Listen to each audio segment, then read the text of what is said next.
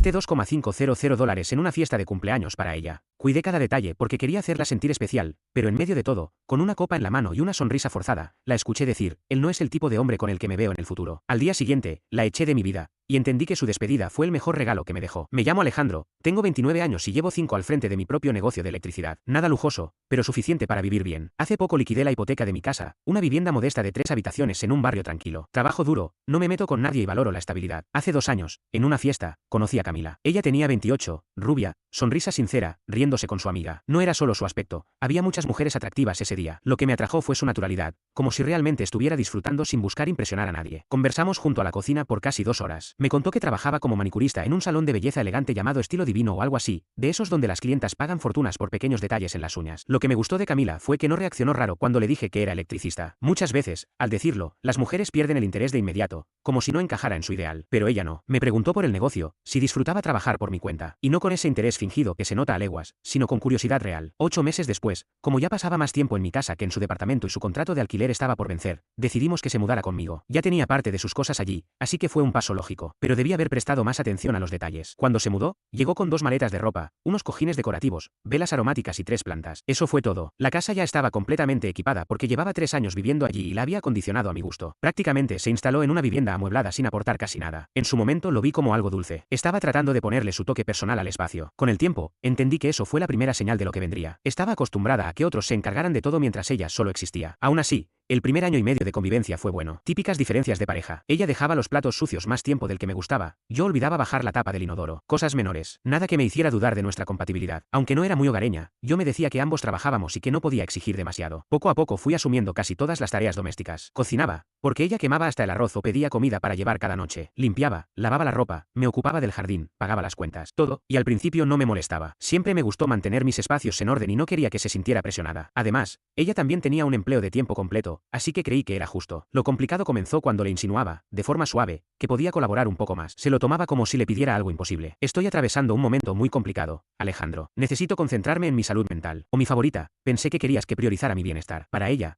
cuidarse significaba no mover un dedo, mientras yo cargaba con absolutamente todo. Lo peor es que no lo veía como algo fuera de lo normal. Jamás me agradeció por cubrir todos los gastos, ni reconoció el esfuerzo de mantener la casa en pie. Al contrario, parecía pensar que yo debía estar agradecido por tenerla a mi lado. Volvía agotado del trabajo, cubierto de polvo y virutas de cables, y la encontraba tirada en el sofá, en el mismo lugar en que la había dejado esa mañana. Hola amor, ¿cómo fue tu día?, decía sin apartar la vista del móvil, como si eso fuera suficiente. 3 meses atrás, sin previo aviso, Camila decidió dejar su trabajo. Dijo que necesitaba un descanso para recargar energías y buscar nuevas oportunidades. Creí que sería algo corto, 1 o 2 semanas, tal vez un mes. Pero pasó el tiempo y su descanso se convirtió en una forma de vida. Dormía hasta el mediodía, pasaba las tardes viendo programas vacíos en la tele o navegando por redes sociales como si fuera su empleo. Decía estar buscando trabajo, pero era una farsa. Veía ofertas por 1 hora a la semana y descartaba cada una por motivos absurdos, muy lejos, a 15 minutos, mal pagadas, mejor salario que el anterior, malas críticas, con 4 estrellas, mala energía, ni siquiera aplicaba. Una vez encontró un buen puesto en un salón de prestigio en el centro, buen sueldo, mejor clientela, posibilidad de alquilar una estación. Su razón para no postular, exigen trabajar sábados y esos días son para nosotros. Nosotros significaba yo haciendo todo mientras ella se tiraba en el sillón. Yo, mientras tanto, aceptaba trabajos extra, incluyendo emergencias en horarios imposibles, para cubrir los gastos que ella ya no afrontaba. Estaba agotado, pero seguía convenciéndome de que era algo temporal. Pensaba que eso hacían las parejas, apoyarse en los malos momentos. Pero ella nunca lo vio así. No valoraba mi esfuerzo ni mostraba intención de cambiar. Si le sugería que era hora de volver a trabajar, me culpaba. ¿Quieres que tome cualquier empleo y sea infeliz? ¿Eso te haría feliz a ti? ¿No?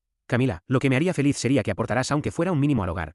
Que no te comportaras como una huésped permanente. Pero aún así seguía esperando que despertara, que se aburriera de no hacer nada y que retomara el rumbo. A día de hoy, sigo esperando. Ella decía que solo estaba pasando por una etapa complicada y que necesitaba mi apoyo para salir adelante. Pero la verdad es que las cosas empeoraron mucho más de lo que imaginé. Camila estaba por cumplir 28 años a finales de septiembre y llevaba semanas lanzando indirectas sobre cómo quería que su cumpleaños fuera algo realmente especial ese año. Nada de cenas tranquilas o salidas al cine. Esta vez quería una fiesta en forma, amigos, familia, decoración, fotos, todo. Aunque yo no soy precisamente un amante de los festejos, soy más del tipo que prefiere prender la parrilla y ver un partido tranquilo. Decidí que, después de haberla estado apoyando durante 3 meses como si fuera una reina, lo mínimo que podía hacer era organizarle una fiesta a la altura. Pensé que eso tal vez la haría recordar lo que teníamos, que le demostraría lo importante que era para mí y cuánto me importaba su felicidad. Además, ella andaba bastante desanimada con el tema del trabajo, o al menos fingía estarlo, y creí que algo así podría animarla. Gran error. Me tomé el viernes libre en el trabajo para dedicarme por completo a organizar el evento. Eso significaba perder un día de salario, pero no me importó. Empecé a planificar la fiesta con el mismo detalle con el que se arma una presentación corporativa. Mandé a diseñar e imprimir invitaciones personalizadas para unas 30 personas, decoré la casa con los tonos que más le gustaban, oro rosado y blanco, monté arcos de globos y un fondo para fotos, y solo en decoración se me fueron más de $400. Contraté su catering mediterráneo favorito, que costó casi $800, y también contraté un barman profesional por 300 más, sin contar las bebidas que compré aparte. No quería que faltara nada. Incluso invité a gente que me caía mal, solo porque eran importantes para ella. Lo más complicado fue elegir su regalo. Camila llevaba meses hablando de cómo quería redecorar nuestro cuarto porque, según ella, se veía demasiado masculino y necesitaba una vibra más femenina. Así que contacté a una artista local que encontré en Instagram, especializada en cuadros personalizados. Le envié fotos de Camila, le conté sobre sus gustos, sus colores preferidos, el estilo que buscaba. El resultado fue una pintura abstracta con flores y detalles dorados, digna de un hotel elegante. Me costó $800 y 2 semanas de espera, pero era justo lo que ella había descrito tantas veces. El día de la fiesta me levanté a las 7 de la mañana para empezar a mover muebles, preparar el patio trasero para el bar, colocar cada detalle en su lugar y asegurarme de que la música estuviera perfecta, una mezcla entre sus canciones favoritas y otras para mantener el ambiente animado. La empresa de catering llegó a las 4 de la tarde, y el barman una hora después. A las 6 de la tarde, la casa parecía sacada de una revista. Todo lucía impecable. Para ese punto, ya había invertido más de $2.500 en la fiesta. Mientras tanto, Camila había pasado el día entero en su antiguo salón de belleza, haciéndose el cabello, las uñas, el maquillaje. Todo eso también lo pagué yo, claro. ¿Qué son $200 más después de todo? Cuando volvió a casa a las 5:30, se veía realmente hermosa, y por un instante, pensé que tal vez todo valdría la pena. A las 7 en punto, empezó la fiesta, y la verdad, fue un éxito. Todos llegaron a tiempo, la comida era un éxito, el barman preparaba tragos increíbles, y Camila estaba en su salsa, sacándose fotos a cada rato, subiendo historias, sonriendo, agradeciendo, luciendo como la cumpleañera perfecta, sorprendida y feliz por todo. Me sentía orgulloso, la gente se me acercaba para felicitarme. Te pasaste, hermano, Camila tiene mucha suerte de tenerte. Incluso su madre, que normalmente me trata como si yo no estuviera a la altura de su hija, fue amable por una vez y me dio las gracias por hacer de ese día algo especial. Pero todo se derrumbó a las 10 de la noche. Fui a la cocina por más hielo, ya que el barman estaba quedándose sin reservas y los del catering habían usado casi todo. Al pasar por el pasillo, escuché voces provenientes del cuarto de visitas. La puerta estaba entreabierta. No estaba espiando, solo pasaba por ahí con una bolsa de hielo, pero escuché mi nombre y me detuve por instinto. Dentro estaban Camila y su prima Chelsea, con quien tiene una relación muy cercana. Hablan todos los días, y Chelsea sabe absolutamente todo de su vida. Las escuchaba con claridad. Chelsea decía, no puedo creer que Alejandro organizara todo esto él solo. La decoración, el catering, el cuadro, todo está perfecto. Y entonces Camila respondió con las palabras que destruyeron nuestra relación en menos de 10 segundos. Sí, Alejandro es lindo y todo, pero solo es algo temporal, ¿sabes? Hasta que encuentre a alguien mejor. No es el tipo de persona con quien me veo en el futuro. Me quedé congelado en medio del pasillo, con la bolsa de hielo en las manos, escuchando como mi novia hablaba de mí como si fuera un simple escalón en su camino hacia algo mejor. Chelsea se rió, pero no fue una risa incómoda, fue una risa de complicidad. Ay,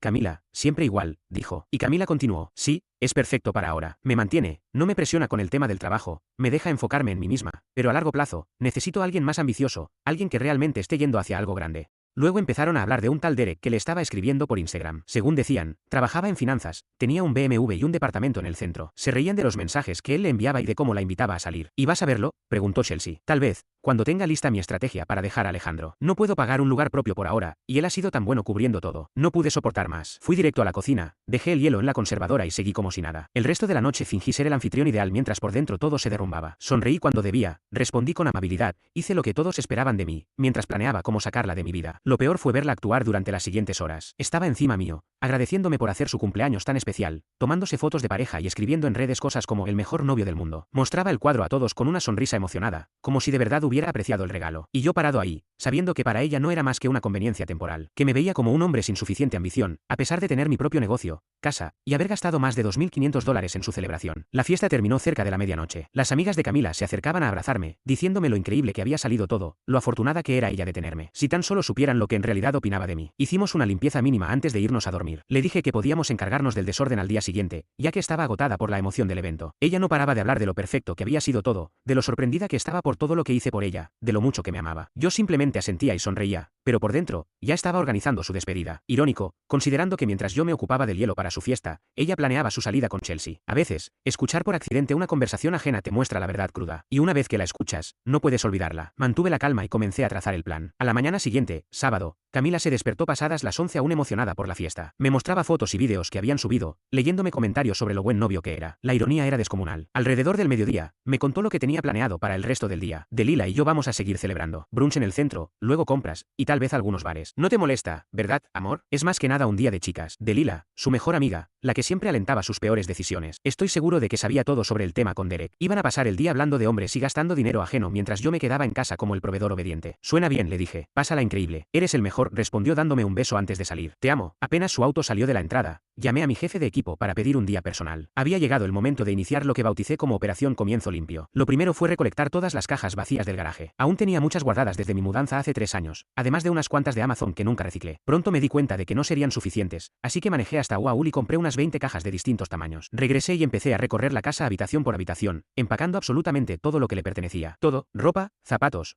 joyas, maquillaje, artículos de baño, cremas, velas aromáticas, almohadones decorativos, hasta sus plantas. No imaginaba cuánto había acumulado en apenas un año y medio. Solo el maquillaje llenó 2 cajas completas. Era como desmontar un pequeño local de cosméticos. Había cosas que ni recordaba que tenía: una esterilla de yoga sin estrenar, un exprimidor aún sellado, libros de autoayuda que jamás abrió, un cajón entero lleno de bisutería, incluyendo piezas que yo mismo le había regalado. No rompí ni tiré nada. Fui meticuloso, cuidadoso. Etiqueté cada caja con su contenido: Camila al maquillaje, Camila al ropa, Camila al zapatos, y así. Irónicamente, todo estaba más ordenado de lo que ella jamás logró tenerlo. Me tomó unas 4 horas. A eso de las 4 de la tarde, ya había 15 cajas listas, apiladas junto a la puerta de entrada. Hice un recorrido final por la casa, asegurándome de no haber olvidado nada. El baño estaba despejado, el armario tenía espacio nuevamente, el dormitorio ya no parecía su armario personal. Por primera vez en mucho tiempo, mi casa volvía a parecer mía. Mientras empacaba, pensé en el cuadro que mandé hacer especialmente para su cumpleaños. Una obra de $800 que colgaba sobre nuestra cama, que ella mostraba con orgullo en la fiesta mientras tramaba abandonarme por algún ejecutivo. Decidí dejarlo ahí, en parte porque lo había pagado yo, pero también porque quería que lo viera al regresar. Que supiera que mientras ella me consideraba prescindible, yo invertía mi dinero en hacerla feliz. En situaciones como esta, la mayoría de los hombres pierde la cabeza: mensajes hirientes, llamadas desesperadas, escenas en público. Eso es justo lo que alguien como Camila espera: drama, gritos, súplicas. Pero yo no soy de esos. Dirijo mi propio negocio, y eso me ha enseñado a manejar los problemas con eficiencia. Si un cliente no paga, dejo de prestarle el servicio. Si una herramienta se daña, la reemplazo sin hacer un escándalo.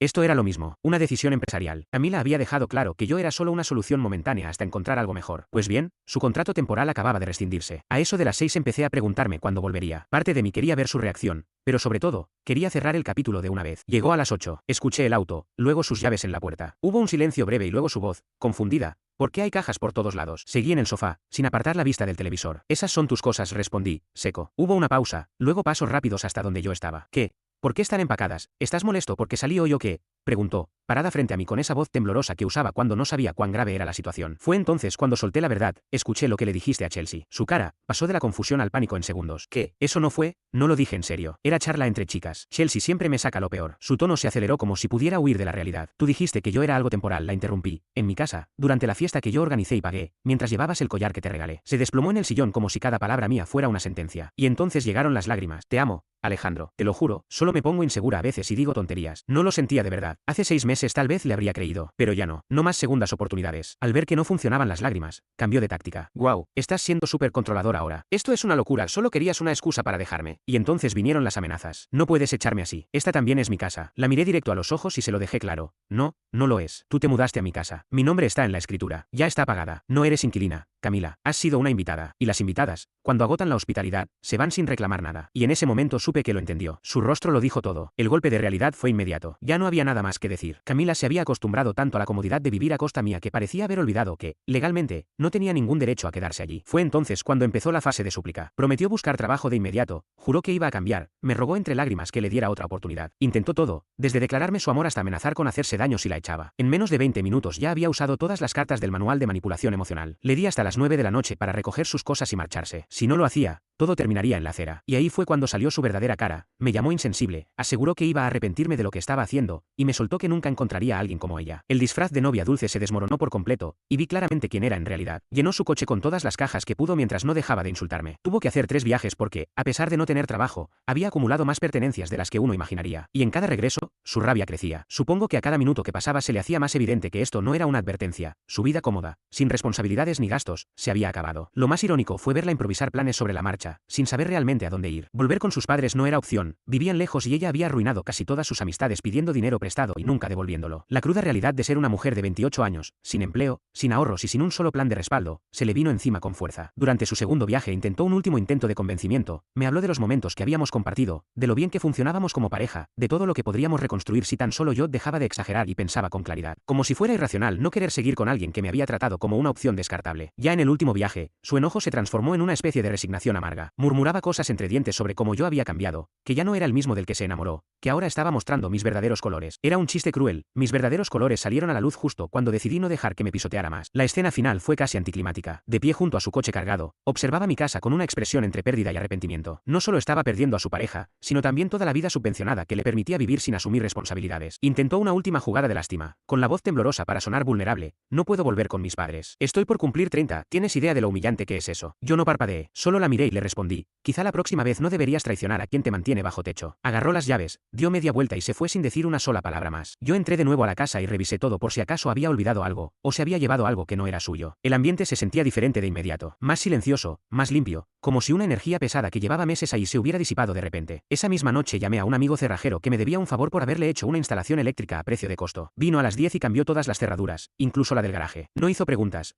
Solo me entregó las llaves nuevas y deseó que las cosas mejoraran. Cuando me fui a dormir, ya parecía como si Camila nunca hubiese vivido ahí. Su perfume ya no impregnaba las almohadas. El baño ya no estaba lleno de sus productos. No había ropa regada por la habitación. Por primera vez en mucho tiempo, tenía mi espacio de vuelta. Dormí mejor esa noche que en varias semanas. Nadie jalándome las cobijas. Nadie poniendo alarmas a horas absurdas. Nadie suspirando con fastidio cuando me levantaba temprano para trabajar. Solo silencio. Solo paz. Pero esa tranquilidad no duró demasiado. Cuando le quitas a alguien su fuente de comodidad, no suele aceptar el cambio con dignidad. En lugar de seguir adelante con su vida, inician una campaña desesperada para volver, usando chantajes, culpabilidad o incluso acoso. El domingo por la tarde, mi teléfono no dejaba de sonar. Mensajes, llamadas, una tras otra, todas de Camila. El patrón era predecible, primero los ruegos, luego la furia, luego otra ronda de ruegos mezclados con manipulación emocional. Era como asistir a una clase magistral sobre tácticas tóxicas. Al principio, todo eran disculpas y promesas vacías, que lo sentía, que iba a buscar trabajo al día siguiente, que nunca volvería a darme por sentado. Palabras bonitas que quizás podrían haber convencido a alguien que no hubiese escuchado lo que realmente pensaba de mí. Como no respondí, pasó al ataque. Que yo era infantil, que estaba tirando a la basura 2 años de relación por un comentario tonto. Increíble cómo alguien puede pasar de pedir perdón a atacar tu carácter en cuestión de minutos cuando ve que no consigue lo que quiere. Lo más absurdo eran las amenazas. Que me iba a arrepentir, que jamás encontraría a alguien mejor, que era lo mejor que me había pasado en la vida y que terminaría rogándole volver. Todo esto de parte de alguien que llevaba 3 meses sin mover un dedo mientras yo cubría todos los gastos. Para la noche, ya había tenido suficiente de su teatro y bloqueé su número. Silencio al fin. O eso pensé. El lunes por la mañana, mientras me preparaba para ir a trabajar, mi teléfono empezó a llenarse de notificaciones de Instagram, Facebook y hasta LinkedIn, increíblemente. Camila se había creado nuevas cuentas y estaba contactándome desde todas las plataformas posibles. Tenía que reconocerle el esfuerzo. El contenido era el mismo, súplicas, rabia, otra vez súplicas, y finalmente amenazas. Me enviaba capturas de nuestras fotos juntos, acompañadas de mensajes sobre lo felices que solíamos ser. Me recordaba viajes, planes, momentos, como si eso pudiera borrar lo que había hecho. Lo que no entendía era que todo eso fue una farsa. Yo pensaba que estaba con alguien que me valoraba, que veía futuro en nosotros, pero en realidad, solo estaba financiando las vacaciones largas de alguien que ya estaba buscando a mi reemplazo. No dudé en bloquearla de todas partes. Pensé que, por fin, había recuperado un poco de tranquilidad, pero me equivoqué. Esa paz no duró mucho. El martes por la noche recibí una llamada de un número desconocido. Como había estado ofertando para nuevos proyectos comerciales, asumí que podía ser algo de trabajo. Contesté, y me encontré con una voz familiar. Era Chelsea. Ella quería ayudarnos a arreglar las cosas como adultos. Me dijo que Camila se estaba quedando en casa de sus padres y que estaba completamente miserable. Al parecer, después de meses viviendo sin consecuencias bajo mi techo, ahora no soportaba las reglas ni las responsabilidades. Según Chelsea, Camila estaba arrepentida. Había aprendido la lección y quería hablar conmigo. Lo típico, usó todos los recursos del manual de manipulación emocional, que estaba destrozada, que nunca quiso decir lo que dijo, que las relaciones se construyen con perdón y compromiso. Chelsea, intentando suavizar el asunto, incluso admitió que Camila se había equivocado, pero insistió en que llevaba días llorando y solo quería una oportunidad para explicarse. Me pidió que al menos la escuchara. La dejé hablar un rato, pero luego le recordé algunos hechos simples. Me dijo esa vieja excusa de que las mujeres dicen cosas que no sienten cuando están frustradas, como si yo debiera ignorar lo que Camila realmente pensaba de mí y fingir que todo estaba bien. Le dejé claro que si Camila tenía algo que decir, debió hacerlo antes de que yo la escuchara hablando con Derek sobre mi fecha de vencimiento. Terminé la llamada y bloqueé el número de Chelsea. Pensé que con eso cerraba el capítulo. Estaba equivocado. El jueves por la tarde, mientras trabajaba en la instalación eléctrica de un edificio de oficinas, volvió a sonar mi teléfono. Otro número desconocido. Esta vez era el padre de Camila. Nunca me cayó bien. Siempre actuó como si su hija estuviera rebajándose al salir con alguien que trabaja con las manos, en lugar de estar con un profesional de oficina con estudios universitarios. Intentó primero el enfoque entre hombres, que estaba siendo inmaduro, que debía resolver los problemas y no huir de ellos. Como si yo hubiera sido el causante de todo, solo por tener algo de dignidad y establecer límites. Cuando se dio cuenta de que ese enfoque no funcionaba, pasó al ataque emocional, lo devastada que estaba su hija, que había aprendido de sus errores, que yo estaba siendo cruel y vengativo, lo mismo que ya me habían dicho antes. Entonces le expliqué mi versión. Había pasado 3 meses sosteniendo a alguien que me veía como algo temporal. La escuché planear su salida mientras yo organizaba una fiesta para su cumpleaños, pero él no quiso escuchar nada. Para él, yo estaba reaccionando de forma exagerada a un simple comentario. Luego se unió a la llamada la madre de Camila. Entró en modo drama total, que su hija lloraba cada noche, que yo era un desalmado, que no me importaban sus sentimientos. Me preguntó cómo podía negarme a perdonarla. Yo le respondí que su hija había estado viviendo en mi casa sin pagar un centavo, mientras planeaba abandonarme por alguien mejor. Tal vez deberían preguntarse por qué criaron a alguien que cree que usar a los demás es aceptable. Y ahí fue cuando la conversación cambió de tono. De repente, yo era el problemático, el rencoroso por no ceder. Ellos no podían entender por qué no quería ser un felpudo que perdona todo sin más. Empezaron a ponerse a la defensiva, como si su hija fuera la víctima real en todo esto. La gota que colmó el vaso fue cuando su padre me acusó de arruinarle la vida a una joven por culpa de mi ego frágil. Como si tuviera que agradecerle a Camila el haberme usado mientras buscaba una opción mejor. Les dije exactamente lo que pensaba de su estilo de crianza y del carácter de su hija, y colgué. Los bloqueé a ambos de inmediato. Si querían seguir reforzando la mentalidad de víctima de su hija de 28 años, que lo hicieran sin contar conmigo. Las semanas siguientes fueron sorprendentemente tranquilas. No hubo más llamadas, ni mensajes, ni intentos de mediación de familiares o amigos. Al parecer, Camila había agotado la paciencia de su entorno para pelear sus batallas por ella. Poco a poco, mi vida volvió a su cauce. La casa se mantenía limpia, recuperé mis tardes y fines de semana. Retomé hobbies que había dejado de lado y volví a pasar tiempo con amigos a los que no veía desde que hacía de niñera emocional para la princesa Camila. Lo mejor fue recuperar mi energía mental. Ya no vivía con la ansiedad constante de llegar a casa y encontrar un caos. No tenía que andar con cuidado por el estado de ánimo de alguien ni seguir trabajando de más para mantener a una persona que ni siquiera valoraba mi esfuerzo. Era una vida tranquila, sin dramas, solo yo en mi espacio. Un mes después, me enteré por conocidos en común que Camila se había mudado definitivamente con sus padres. Al parecer, nunca logró recuperar su trabajo. La pausa que se había tomado fue demasiado prolongada. Así que, en vez de cambiar su forma de vivir, simplemente trasladó su modus operandi a una nueva casa, la de sus padres, que ahora eran quienes cubrían sus gastos. Después de algunos meses empecé a salir nuevamente. Nada serio al principio, solo redescubrir cómo era estar con alguien que realmente disfrutaba mi compañía. Y vaya que se notó la diferencia. Mujeres que agradecían cuando organizaba una salida, que se ofrecían a compartir los gastos, que tenían sus propias metas, intereses y trabajos. En retrospectiva, haber escuchado aquella conversación en su fiesta de cumpleaños fue lo mejor que pudo haber pasado. No porque haya dolido menos, sino porque fue el punto de inflexión que necesitaba. Me obligó a ver lo que me negaba a aceptar, que yo estaba sosteniendo solo algo que debía ser compartido, que mientras yo hacía planes, Camila hacía cálculos. Hoy, miro hacia atrás y no siento rencor, sino claridad. Esa etapa ya no me define. Me reconstruí con paciencia, sin grandes gestos, sin necesidad de demostrar nada a nadie, solo reencontrándome con lo que realmente valoro, la tranquilidad, el respeto, la reciprocidad. Volví a llenar mi vida de cosas que me hacen bien, proyectos nuevos, amistades sinceras, tiempo en silencio que no pesa, sino que repara. Camila quedó como un capítulo cerrado, una lección costosa, pero necesaria. Y si algo aprendí de todo esto, es que no siempre se trata de luchar por lo que uno quiere, sino de saber cuándo es momento de dejarlo ir, porque hay batallas que se ganan no resistiendo, sino apartándose a tiempo.